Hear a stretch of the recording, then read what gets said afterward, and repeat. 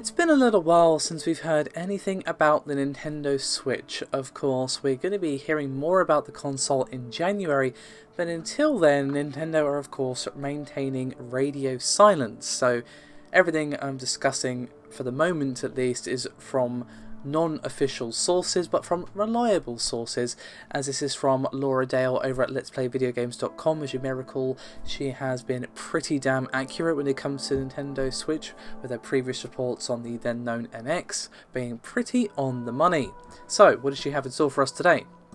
And it's actually an indication of how much Nintendo are going to be charging for the new console. Of course, everything that she's saying here is unofficial, but it's one previously used source and one carefully vetted source. Those are pretty much Laura's words, and her sources are saying that the UK retail chain Game have been informed of the wholesale price to retailers. So this might not necessarily be the consumer price, but it is still an indication, and their basic SKU of the system will be £199.99.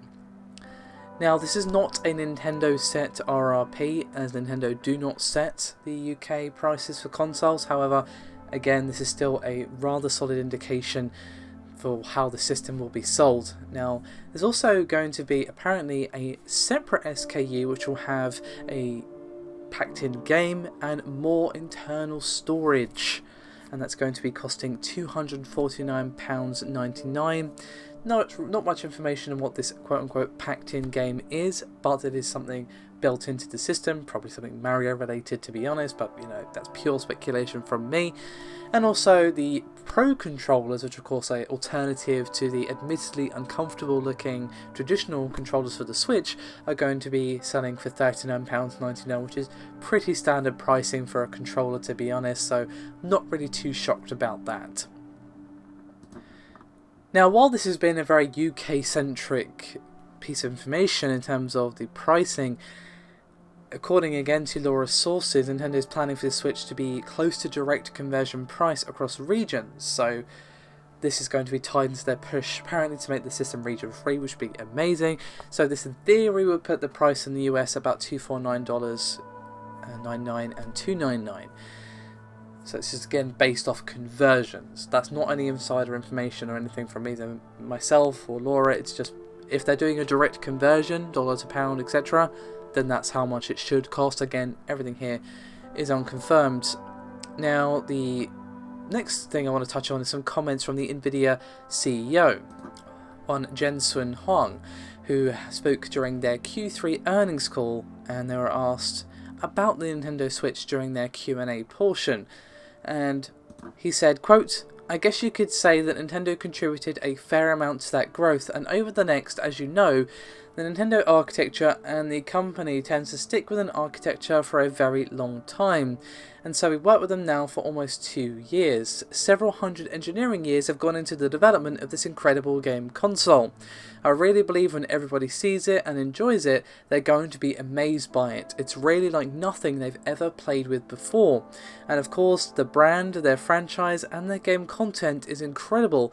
And so I think this is a relationship that will likely last 2 decades, and I'm super excited to think about."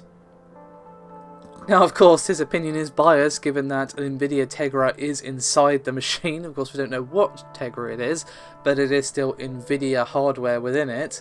But still, it's interesting to hear from him nonetheless. So, the thoughts on the pricing are definitely interesting, because that's cheaper than I would have predicted, to be honest. But obviously, while it is technically more expensive than the Xbox One and all that, given the various price cuts to the console, it's currently about £200, maybe £170, depending on which retailer you choose. But given that this is the launch pricing for the console, it is damn cheap, and does kind of point to it to being more mobile focused than the other way around. But of course, that remains to be seen. We don't know the power of the console. Some people are describing it as a home console that can go mobile, and some people are describing it as a mobile device that can be docked and used as a home console. The distinction is important, and the pricing does kind of point to the mobile end rather than the home console end, but of course that's nothing concrete, it's just pure speculation. However, let's assume that it is a home console that can go mobile just for a second. This still points to them being one of the cheaper consoles on the market, saying, hey, we're affordable and you can take us everywhere, and obviously given that the device is not going to be as powerful as the Pro and all that good stuff, it is saying, look, we're not as expensive as that either. So, if they tried to match them in pricing, which, they wouldn't because they're not crazy, it wouldn't go well. So, yeah, interesting. Love to hear your thoughts as always, guys. Thank you very much for watching, and I'll see you next time.